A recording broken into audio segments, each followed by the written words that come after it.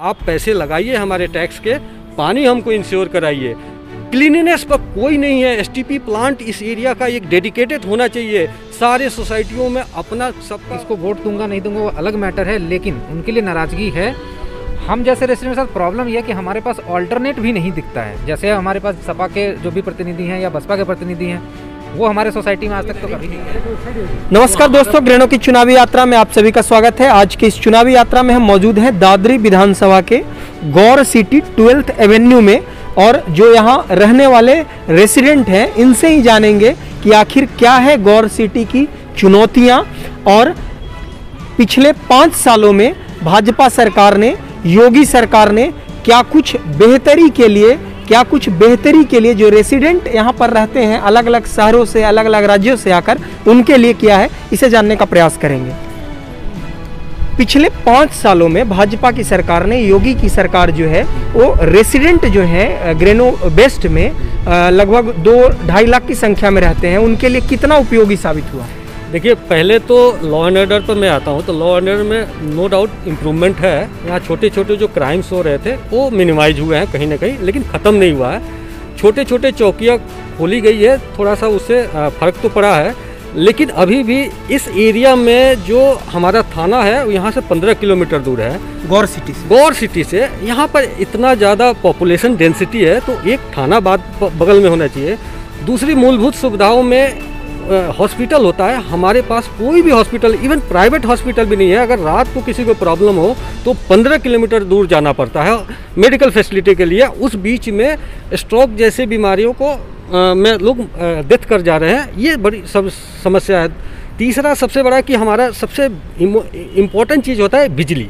गर्मी के दिन में बिजली इंश्योर नहीं है कि हम लोग को 24 आवर्स मिले। लोड शेडिंग होती है क्योंकि डिमांड बढ़ जाता है। इसके लिए कब से ये लोगों ने पावर स्टेशन प्लान करके रखा हुआ है गौर सिटी के लिए 4th एवेन्यू के पीछे, और फाइलों में ही रह गया, उसमें काम अभी तक स्टार्ट नहीं हुआ है। और हम लोग यहाँ अगर देखें गौर सिटी में 2 से 3 लाख रुपया टैक्स पे कर रहे हैं पर इंडिविजुअल, और इस टैक्स पे का 1% भी हमको गवर्नमेंट कोई भी हो, चाहे योगी की सरकार हो चाहे पिछली सरकार हो, 1% भी रिटर्न नहीं किया है। हम उसका रिटर्न चाह रहे हैं, तभी हम लोग इस पर वोट करेंगे। हम एक एक चीज़ का पे कर रहे हैं, हवा छोड़ के सब चीज़ का पे कर रहे हैं। दूसरी इंपॉर्टेंट मूलभूत होती है पानी हम लोग को ज़मीन से निकाल के सप्लाई किया जा रहा है। कहा गया था कि गंगा वाटर मिलेगा, आज तक गंगा वाटर नहीं आया है। हम लोग अभी भी ज़मीन का पानी पी रहे हैं, और ये ज़मीन का पानी कल को ख़त्म हो जाएगा, फिर क्या होगा ये गवर्नमेंट को सोचना पड़ेगा। आप पैसे लगाइए हमारे टैक्स के, पानी हमको इंश्योर कराइए। क्लीनिनेस पर कोई नहीं है। एसटीपी प्लांट इस एरिया का एक डेडिकेटेड होना चाहिए। सारे सोसाइटियों में अपना सबका एसटीपी प्लांट बना हुआ है, और वो कार्रवाई ठीक से नहीं कर रहा है, इम्प्लीमेंटेशन ठीक नहीं है। तो एक सेंट्रलाइज एसटीपी गवर्नमेंट को प्रोवाइड कराना चाहिए। इस तरह से नोएडा में, इस तरह से ग्रेटर नोएडा में होना चाहिए, यहाँ नहीं है। उसके बाद क्लीनिनेस पर तो 0 पैसे इन्वेस्टमेंट है। हमारा 1 रुपये का भी गवर्नमेंट इस एरिया में क्लीननेस पर काम नहीं कर रही है। हाँ, अभी रिसेंटली कुछ स्ट्रीट लाइट उन्होंने लगवाया है रोड पर, रोड की कंडीशन ठीक हुई है, लेकिन इनसाइड जो टाउनशिप है उसका हम 4.5 लाख रुपया पर मंथ पे कर रहे हैं गौर बिल्डर को, और गौर बिल्डर उसके नाम पर कुछ नहीं दे रहा हमको। ना रोड है, ना क्लीननेस है, ना सीवर लाइन है, ना कुछ नहीं है। आप बगल में चले जाइए, नाला का कंडीशन देख लीजिए, वहाँ चले जाइएगा 10 मिनट बढ़ जाएगा, आप बीमार पड़ जाएंगे। तो ये व्यवस्थाएँ है, कुछ इम्प्रूवमेंट हुआ है नो डाउट, लेकिन अभी भी हम लोगों को जितना मिलना चाहिए हाँ, डिमांड हमारी है, चाहे हमको मिलना चाहिए, वो अभी तक नहीं मिली है। हम एक्सपेक्ट कर रहे हैं कि इस बार गवर्नमेंट को कुछ सोचना चाहिए, अदरवाइज हमारी जो आपकी जो मूलभूत जरूरतें हैं वो मिलनी चाहिए। कितने उपयोगी हैं योगी रेसिडेंट के लिए, खासकर जो ग्रेनो वेस्ट में रह रहे हैं? देखिए, योगी जी से तो खैर किसी को कोई कंप्लेन नहीं है, ठीक है, उन्होंने अपने लेवल पे काफ़ी चीज़ें बहुत इम्प्रूव करी हैं। लेकिन जहाँ तक लोकल प्रतिनिधि का सवाल है, खास करके नागर साहब हैं, जो गुरुजी जिनको हम लोग प्यार से बुलाते हैं, शिक्षक हैं, इनके लिए नाराज़गी है। मैं किसको वोट दूंगा नहीं दूंगा वो अलग मैटर है, लेकिन उनके लिए नाराज़गी है। हम जैसे रेसिडेंट के साथ प्रॉब्लम यह है कि हमारे पास ऑल्टरनेट भी नहीं दिखता है। जैसे हमारे पास सपा के जो भी प्रतिनिधि हैं या बसपा के प्रतिनिधि हैं, वो हमारे सोसाइटी में आज तक तो कभी नहीं आया कि भाई हम आपके लिए, आप हमें चुनोगे तो हम आपके लिए ये कर देंगे। उनको भी तो ये चीज़ करना चाहिए। तो दोनों साइड से हमारे लिए बेसिकली नो ऑप्शन लेफ्ट वाली सिचुएशन कई बार देखने विकल्प नहीं है, आप विकल्प नहीं है बिल्कुल। तो जैसे अभी गुरुजी भी हैं तो पहली बार तो सोसाइटी में आए हैं 5 साल के इनके कार्यकाल में। इसके पहले हालांकि गौर सिटी में आए हैं, पहले आए थे बगल की सोसाइटी में आए थे, मैं वहाँ पे मिला भी उनसे। और ये जो रोड वाली जो सिचुएशन है ये तो हमने इनको पहले भी लिख के दिया है। आज भले यहाँ फ़ोन तारो, इसके पहले महेश शर्मा जी आए थे बीजेपी के सांसद, भाजपा की तरफ से जो सांसद थे, उस समय भी हमने ये कुछ प्रॉब्लम्स थे, हमने कठिनाइयाँ अपनी बताई थी। रिजोल्यूशन हमें नहीं मिला था, हमने रोड के लिए जाकर के लेटर हर जगह पर दिया, उनको भी दिया था, आश्वासन खूब मिला है, काम नहीं हुआ है। ठीक है, ज़मीनी हकीकत आप देखेंगे काम नहीं है। बेसिक चीज़ें देखिए, रोड खराब है, चलिए ठीक है, ये रोड प्राइवेट के अंदर आ रहा है, सामने वाला रोड बहुत अच्छा नहीं है। आप देखिए यूटर्न जिस हिसाब से बनाए, कितना इलॉजिकल यूटर्न है, लोग अभी भी रॉन्ग साइड लेकर के आते हैं। आप चलेंगे एक सर्विस रोड पे, थोड़ी देर बाद वो सर्विस रोड ही खत्म हो जाएगी, वहाँ के बाद आकर चलान कट जाएगा। आप सोचिए, ऐसा तो रोड बनाया हुआ है। FOB का रिक्वेस्ट कब से डला हुआ है, सारे नौकरी पेशा लोग हैं, सब ऑटो से या फिर कैब से जाते हैं, जो मेन रोड पर उनको ड्रॉप किया जाता है। FOB है ही नहीं। अंडरपास का सिचुएशन देखिए, गौर चौक जो चार मूर्ति चौक है, वहाँ पे आई लव गौर सिटी करके लिखा हुआ बड़ा सा बोर्ड लगा दिया गौर वालों ने। आज के दिन में सिनेरियो आप वहाँ पे देखिए, जाम की क्या सिचुएशन है।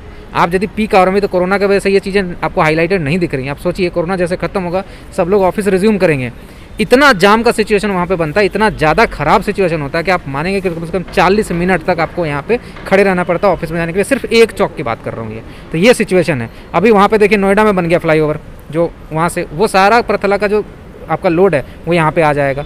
पानी ख़राब है, पानी का फ्लो हमारा ठीक नहीं है, बिजली का सिचुएशन वही है, रोड ख़राब है, शिक्षा की हालत आप देख लीजिए। आप आसपास में अच्छे स्कूल एक सरकारी मुझे गिना के दे दीजिए जो जहाँ पे मैं अपना बच्चा भेजने की सोच सकूँ। मैं तो यहाँ बाद में आया हूँ ना, यहाँ पे कोई स्कूल हो जहाँ पे मैं अपना बच्चा भेज सकूँ, नहीं है। हॉस्पिटल देख लीजिए, कोरोना का समय तो हाई हो गया, कहाँ थे विधायक जी, दिखे ही नहीं थे मुझे कहीं कोरोना में। हम आप में से मतलब विधायक जी से नाराजगी है? बिल्कुल है, बिल्कुल नाराजगी है। और ये नाराजगी है, उनको पता है नहीं है ये मुझे नहीं पता, लेकिन आपके माध्यम से मैं बताना चाहूँगा उनको, और बताया भी गया अलग अलग प्लेटफॉर्म से। ऐसा नहीं है कि हम लोग भाजपा विरोधी या फिर किसी पर्टिकुलर उसके विरोधी हैं, बट एक आम जनता के तौर पर, खास करके मैं यहाँ का प्रेसिडेंट, तो मैं 1300 के बिहार पे आपको बता सकता हूँ कि यहाँ पे लोगों में नाराजगी है।